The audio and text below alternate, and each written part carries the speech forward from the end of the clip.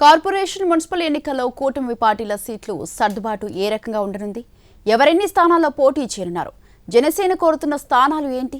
ఇప్పుడు no cost cough syrup తో 60 రూపాయల విలువ గల ఇన్హేలర్ పూర్తిగా ఉచితం. దెబ్బకి దగ్గు జలుబు మాయం.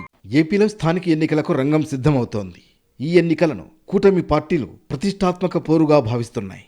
2024 ఎన్నికల తరహాలో ఏకపక్షంగా విజయం సాధించి 26 నెలల పాలనకు ప్రజా మద్దతు ఉందని నిరూపించుకోవాలనే లక్ష్యంతో ఉన్నాయి కూటమి పార్టీలు.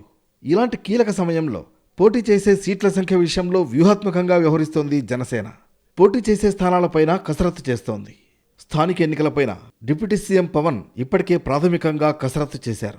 కమిటీ ఏర్పాటు చేసి పోటీ చేయాల్సిన స్థానాలు, స్థానిక సమన్వయంపై స్పష్టత ఇచ్చారు. అదే సమయంలో 2024 ఎన్నికల నాటి ఫార్ములా మేరకు సీట్ల కేటాయింపు స్థానిక ఎన్నికల్లో ఉండదని, జనసైనికుల ఆత్మగౌరవం నిలబడేలా పోటీ ఉంటుందని స్పష్టం చేశారు. అదే సమయంలో కూటమికి నష్టం లేకుండా పోటీ చేయాలని భావిస్తున్నారు. అక్టోబర్ నెలాఖరులోగా ఎన్నికలు పూర్తి చేయాలని ప్రభుత్వం భావిస్తోంది.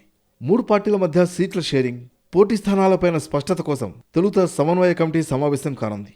ఆ తర్వాత సీఎం చంద్రబాబు, పవన్, మాధవ్ కలిసి పోటీ చేసే స్థానాలను ఫైనల్ చేయనున్నారు. అయితే ప్రాథమిక కసరత్తులో భాగంగా తాము పోటీ చేయాలని భావిస్తున్న స్థానాలతో ఓ జాబితాను జనసేన సిద్ధం చేసినట్లు సమాచారం. రాష్ట్రంలో మొత్తం 16 కార్పొరేషన్లు ఉండగా అందులో జనసేన ఏలూరు, కాకినాడ, విజయవాడ, ఒంగోలు, తిరుపతి అడగాలని భావిస్తోందని సమాచారం. అయితే విజయవాడ స్థానానికి ఇప్పటికే తీవ్ర డిమాండ్ ఉంది. టీడీపీ మచిలీపట్నం ఇచ్చే ఛాన్స్ ఉన్నట్లు తెలుస్తోంది. తిరుపతి లేదా విశాఖలో ఒకటివ్వాలని జనసేన అడిగే అవకాశం ఉంది.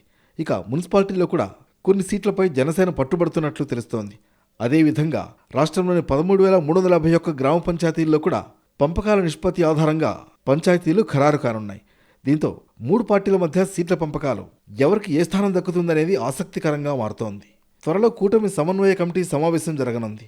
ఆ సమావేశం తర్వాత సీట్ల సర్దుబాటు, ఎవరికి ఎన్ని, ఎక్కడెక్కడ పోటీ అనేది స్పష్టత రానుంది.